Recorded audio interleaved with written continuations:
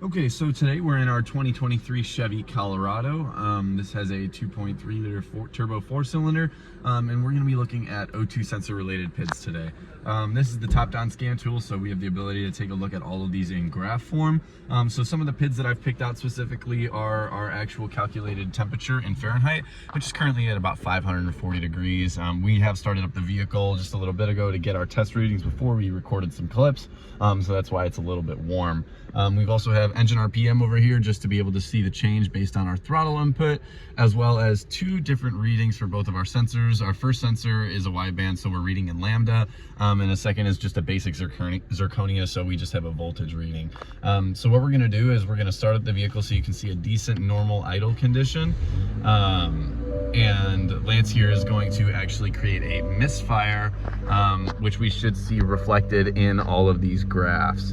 So what I'm going to do now is I'm going to combine all of the graphs, and I can only take 4, so I'm actually going to come over here and take this one off and put this one on, and we're going to see that as the car starts to heat up, you can see that the catalytic converter temperature itself will be increasing as idle starts to lower. Running a little bit lean, starting to even back out to 1 here, and same likewise on this sensor. The waveforms are starting to even out decently after all the startup business, as you can see by these big spikes in voltage and in lambda. So now we're gonna go ahead and create a misfire and see what that looks like as a result.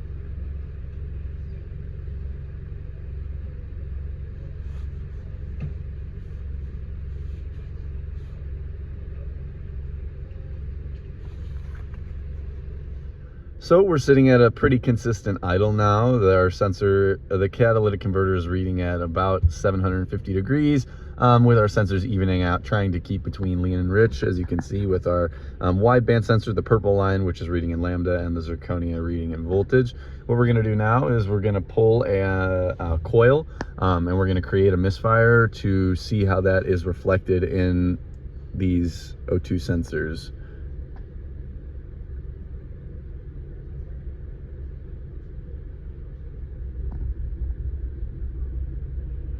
It immediately, RPM has a huge dip, and both the lambda, it's starting to go rich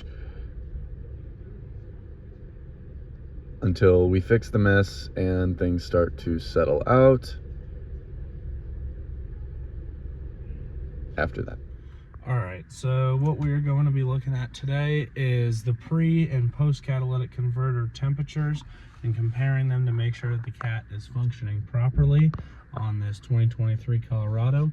And so here we have our calculated catalytic converter temperature, our engine speed, along with our fuel enrichment. And so we're going to be having our pre-cat temp over here and our post-cat temp over here. And our initial temperature is going to be around 68 degrees, obviously here. And so what we're going to be doing is taking the temperatures with this infrared gun in front of the catalytic converter and after it, and comparing those temperatures and seeing if we're getting the correct reading on here, along with the making sure that it's functioning properly. So right here we're going to be looking at our catalytic converter. This vehicle has one 3-way cat, and so this right here is about where we're going to be measuring our post-cat temp, and then right up there is where we are going to be measuring our pre-cat temp. So as we can see on this chart, we have our initial temperature of 68 degrees. and then our pre and post cat temperatures that I measured underneath the vehicle. I didn't take videos or pictures of that because it was easier just to write it out on a chart. But the far right side shows our PID reading from the top down. And so as we can see with these pre and post cat temperatures, they're slowly increasing up to light up temperature. And then when we look around the 18th minute or 17th minute is when we get a lot closer to light off temperature, and everything seems pretty normal, and we fully get our temperature through our PID reading as well. Alrighty, so what we are doing now is we are going to take this propane and put it into the intake and see how that affects the catalytic temperature.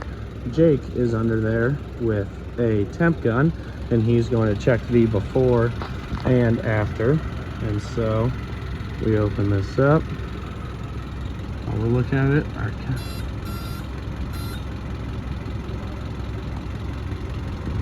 I'm assuming it's going to affect it more.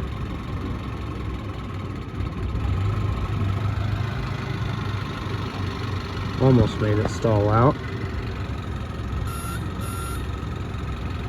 Do a little bit more.